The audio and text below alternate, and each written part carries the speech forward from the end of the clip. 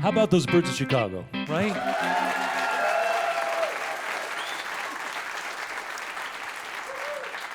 Welcome back, birds of Chicago, now living in Nashville.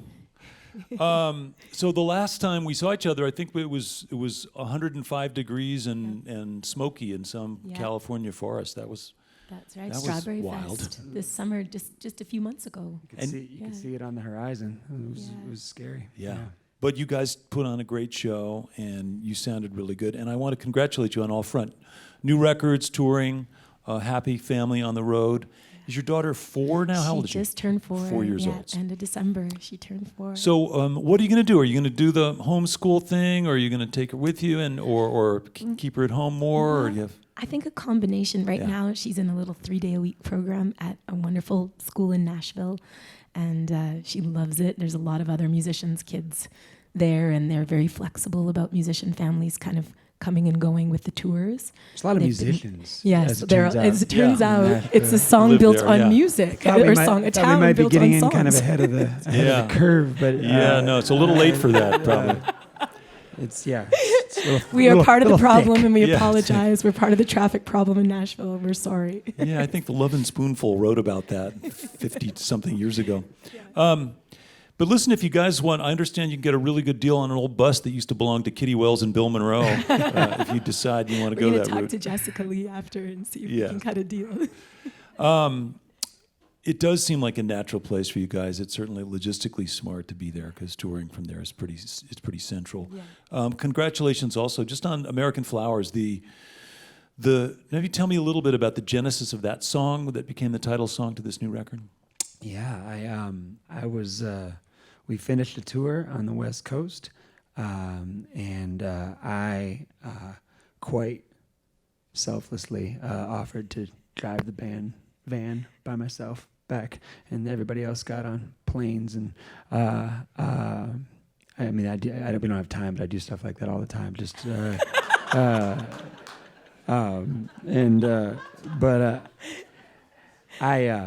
Actually, it's not selfless at all, because if you're a new parent, you know that. Yeah, this is what you're going to time to yourself is the most golden. We saw through that act of altruism pretty quickly, actually, JT. But I was driving, and I drove through the plains, and the plains certainly put me in a Woody Guthrie frame of mind, and Woody had been on my mind in general. We had just had a chance just before that to play the Woody Guthrie celebration in Tulsa, and it happened to be Jimmy LaFave's one of his very last performances before passing. It was one of the more transcendent, emotional things I've ever witnessed. Just him, like, kind of native son coming home and being embraced before he passed. And but I was just thinking about the way it's handed down and how important it is, and that song just kind of tumbled out, and mainly we are blessed in our job to see something that it's very easy to lose sight of, and that's that basic fact that I think most people in this country, no matter what their deal is, are good people, and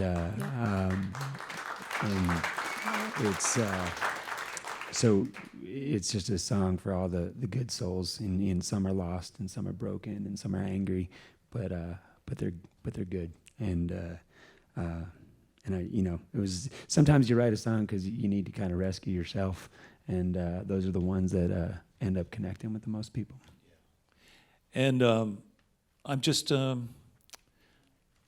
inspired by the fact that we have a choice, because we inform ourselves in whatever ways we do, and a lot of times that information, when we're armed with information, we can actually it can sort of support whatever our position is, that can help us, despite our best intention of becoming more isolated or more polarized. 100%. And in music, of course, we see that all the time, that people don't, when you're sitting next to somebody at a festival, you don't know their politics or their economic status, but you're sharing an experience, and it's profound and it's beautiful. Yeah.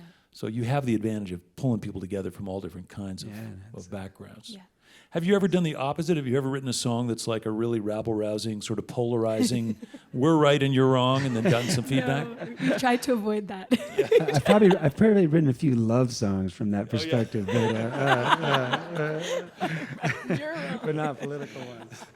I'm right and you're wrong, and that's why I've left you? Or, yeah. Good. Yeah. Hang on to that. So it keeps the marriage strong.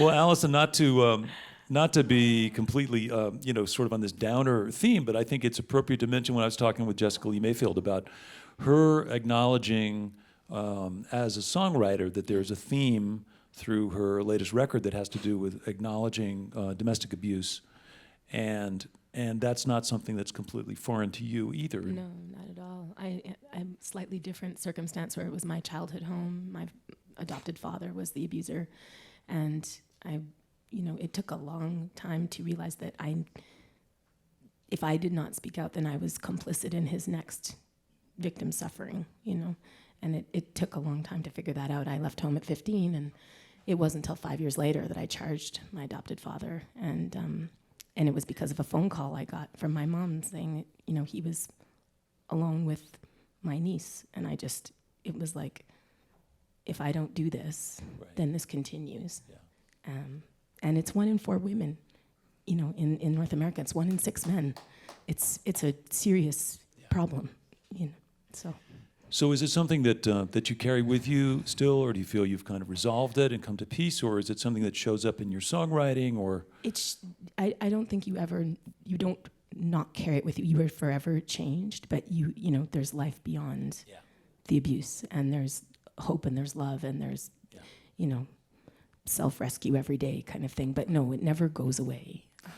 But if I can, I think just people that you don't necessarily have to write about the experience. Allie has, but just the very act of being out in the world, doing what she does in a incredibly, if you've ever seen, joyful way, that's it doesn't get much more empowered than that. So to come through to the other side and then still find your joy. Come on. Okay. Thanks, baby. Okay. Well, this is an old church, and it feels a little like we're going to church here today. But we're going to let the music speak for carry the message. And meanwhile, thank you again Thank for you coming. so much for Congratulations having on all us. your success. And let's play some more music. All right, Yeah. let's do it. Welcome back, if you would, Birds of Chicago. And the eTones.